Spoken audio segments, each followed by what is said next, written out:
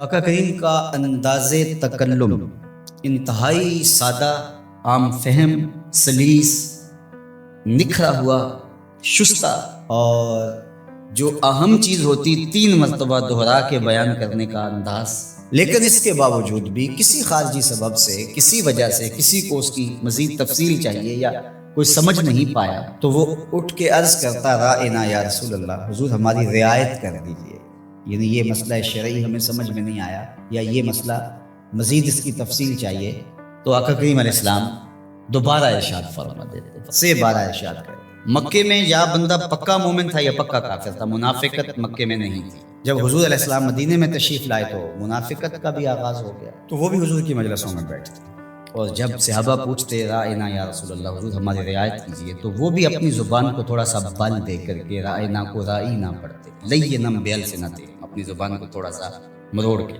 تو یہ لغت یہود میں گالی تھی، یا رائی عربی میں چرواہے کو کہتے، تو رائینا کا مطلب پھر یہ ہوا۔ تو وہ اس طرح بظاہر وہ مسئلہ پوچھ رہے ہوتے لیکن وہ اندر کا جو خبث تھا اس کا اظہار کر رہے ہوتے۔ حضرت سعد بن معاذ رضی اللہ تعالی عنہ لغت یہود سے واقف تھے۔ آپ یہودیوں کے پاس گئے اور ان لوگوں سے کہا کہ اگر آج کے بعد تم نے میرے رسول کے لیے رائینا کا لفظ بولا تو میں تمہاری گردن کاٹ دوں گا۔ تو انہوں نے کہا کہ یہ لفظ آپ بھی تو بولتے۔ تو حضرت سعد حضور کی خدمت میں آئے اور دل میں تھا کہ عرض کروں حضور صحابہ کو یہ لفظ کہنے سے روک دیں، کوئی متبادل لفظ دے دیں۔ قبل اس سے کہ یہ آ کے عرض کرتے جبریل پہلے پہنچ گئے تھے کہ یا ایھا الذین آمنوا لا تقولوا رائنا، اے ایمان والو میرے نبی کے لیے رائنا کا لفظ نہیں بولو۔ تمہاری نیت ٹھیک، تمہارا لہجہ اچھا، تمہاری رواں رواں سے عقیدت پھوٹ رہی ہے، تمہاری آنکھیں حیا سے جھکی ہوتی ہیں جب رائنا کہہ رہے، تمہارے دل کشکول بنے ہوتے ہیں جب رائنا کہہ رہے، عقیدتوں کے سانچے میں ڈھلے ہوتے ہو تم یہ لفظ بولتے ہو، لیکن یہ وہ لفظ ہے جس کے پہلو میں کھڑے ہو کے میرے نبی کی اہانت کا امکان پایا۔ اگرچہ تم اس لفظ کو اچھی نیت سے بھی بولو، دوسرا معنی تمہیں ملحوظ بھی نہ ہو، میں پھر بھی گوارا نہیں کرتا کہ میرے نبی کے لیے وہ لفظ بولا جائے۔ آج کے بعد تم نے میرے نبی علیہ السلام کے لیے رائنا کا لفظ نہیں بولنا۔ مالک کوئی اور لفظ بولیں گے تو لوگ اس لفظ کو بھی اپنے مفہوم کے لیے اور اپنے خبث باطن کے لیے استعمال کرنے لگ جائیں گے۔ تو کہا نہیں، اس کا متبادل ایسا لفظ دے رہا ہوں، قیامت تو آ سکتی ہے، کسی منافق کی بولی نہیں ہو سکتی۔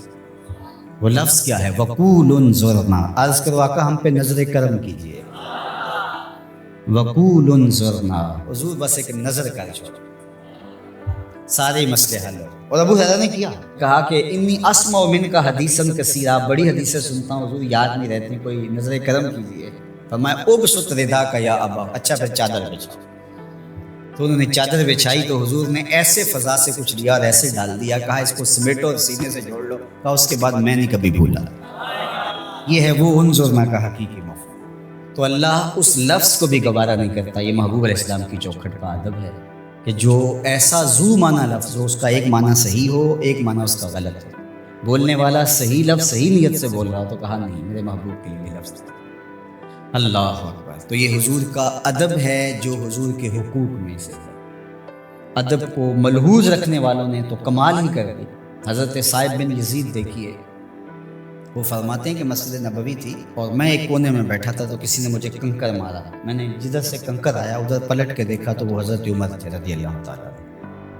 تو میں اٹھ کے ان کے پاس چلا گیا تو وہ فرمانے لگے وہ جو 2 لوگ باتیں کر رہے ہیں ان کو ذرا بلا کے لاؤ۔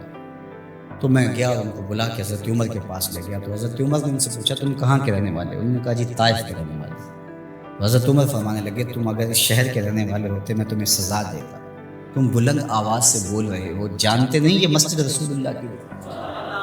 ادب سکھایا، تمہاری آواز بھی اونچی نہیں ہونی چاہیے۔ اور یہ حضور کی حیات طیبہ میں بھی اور روضہ رسول پر بھی یہ ادب امت کے اوپر لازم ہے۔